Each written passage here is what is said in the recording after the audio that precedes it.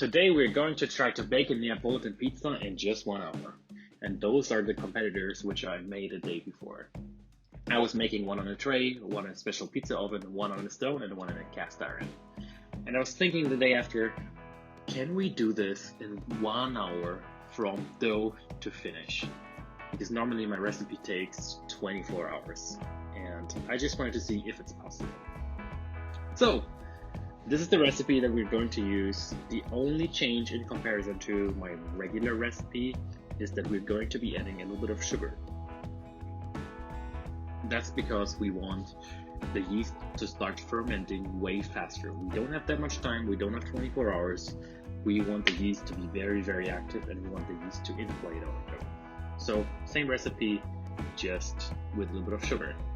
Alright, so I mixed together all the ingredients and now I'm just going to start kneading. I've been kneading for around 5 minutes. And you knead until you notice that your dough becomes smooth and silky. There's not really a special technique for kneading.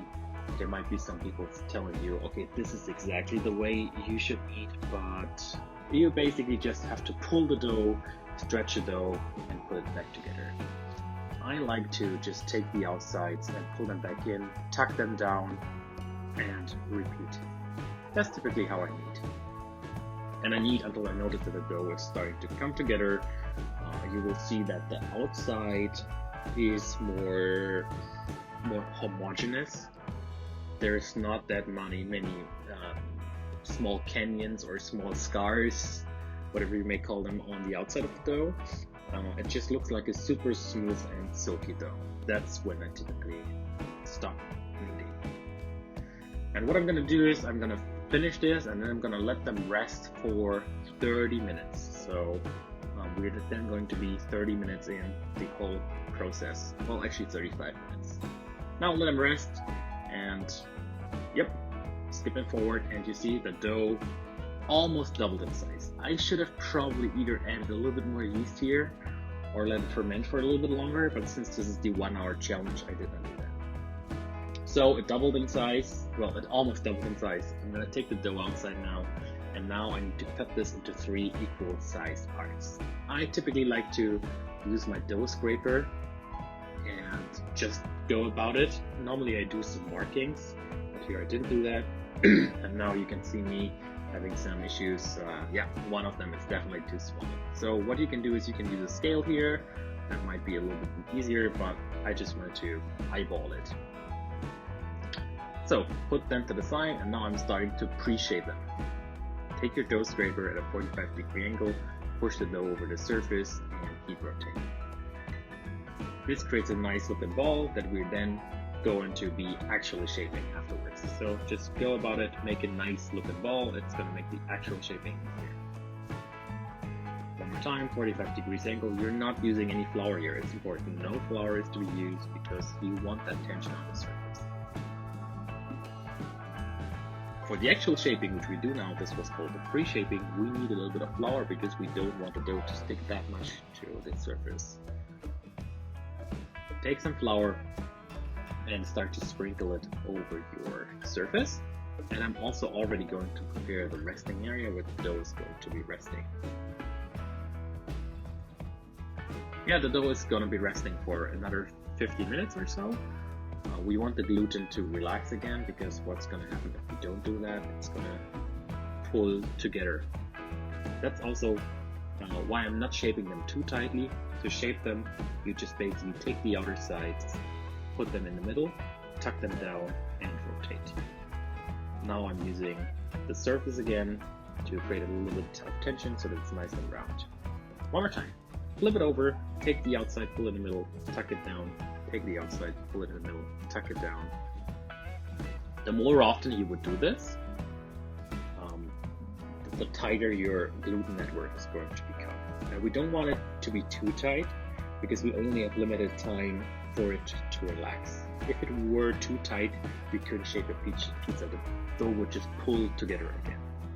So one more time, take the outsides, pull them in, tuck them down, and that's our pizza ball. If you notice that during the actual shaping, your pizza dough pulls together too much, you just have to wait a little bit longer.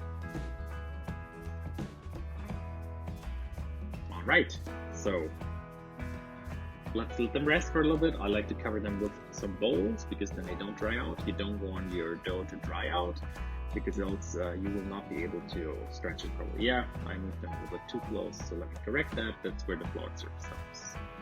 This is how they are resting. And let's talk quickly about pizza peels. I have two peels. I have a wooden one, which I use for loading, and I have another aluminum one, which I use to remove the pizza from the oven. I would not recommend to use an aluminum one to load the pizza because the dough might stick too much. These are dough balls now, another 15 minutes later, and now we're going to start the actual shaping. Semolina flour this. You don't want your dough to stick. If you were to use an aluminum one because you don't have another one, just make sure that you even add a little bit more semolina flour. Semolina flour is very coarse and it makes sure that your dough won't stick to the peel. Put that to the side now. Now we're going to be adding extra flour. This is important. We don't want the dough to stick now. And let's start shaping our Neapolitan pizza. Push the dough down in the middle. Work your way outwards. Don't push down the edge. You want the air to be inside of the edge because the Neapolitan pizza has a nice looking edge. So keep doing that, keep pushing it outwards until the dough in the middle becomes a little bit thinner and you have a nice looking edge. There's probably faster ways to do this, but since I don't have to bake 300 pizzas at home, I find this to be an excellent technique that works and is easy to apply. Again, if your dough would pull together too much, then you might just have to rest a little bit more, but in my case, this actually worked out just nicely. Now I'm using gravity to shape the pizza.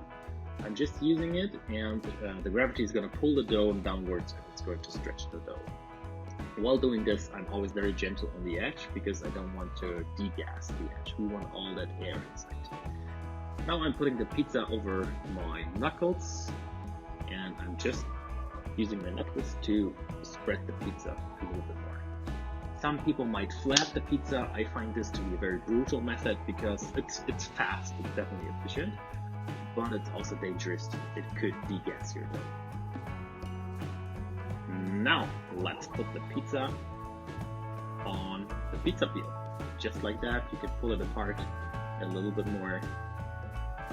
Make sure that it's nice and round. And actually, I should have used the scale, I realized, because it's a little bit too large for the pizza peel. A typical Neapolitan pizza has a final dough ball weight of 250 grams approximately. And I think I don't remember exactly, but I think I've been using 230 grams. And probably this is more 251.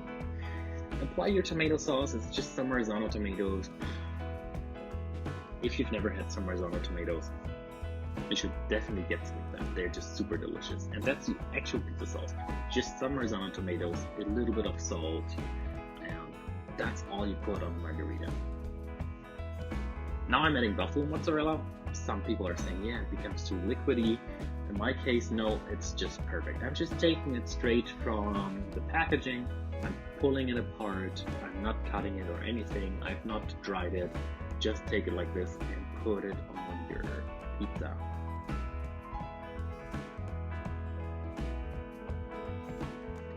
The pizza's already super delicious. I'm excited how this is going to be turning out in the oven. This is going to have a nice looking edge. Well, let's see about that. Add a little bit of basil. You want to add a little bit of basil before the bake. You want that basil to be charred, and then add a little bit of basil afterwards. Now the last part that's missing is we need to add a little bit of olive oil. Traditionally, this is coming from a copper can. A copper can coming from copper in the Naples region. But yeah, just add it in a spiraling movement and we're done. Now let's bake the pizza. And I'm gonna bake it inside of this oven. I've been preheating it for 30 minutes, maximum temperature.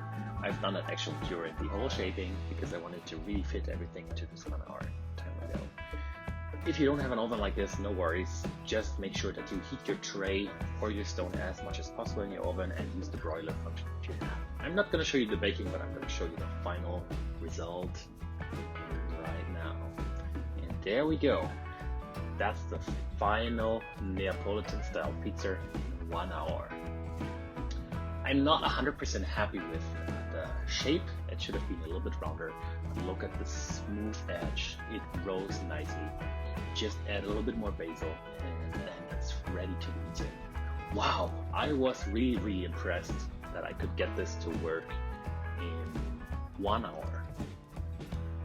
So yeah, I'm just gonna be showing you a couple of other pictures of pizzas which I made with the same dough. I did not just make a margherita, I also made others. Taste-wise, I was very much surprised that the dough was tasting this well. Of course, the dough was tasting a little bit better on the 24-hour version, but this is a really good compromise. And now another one with just some ground meat, and then lastly, another quattro formaggi. Thank you very much for watching.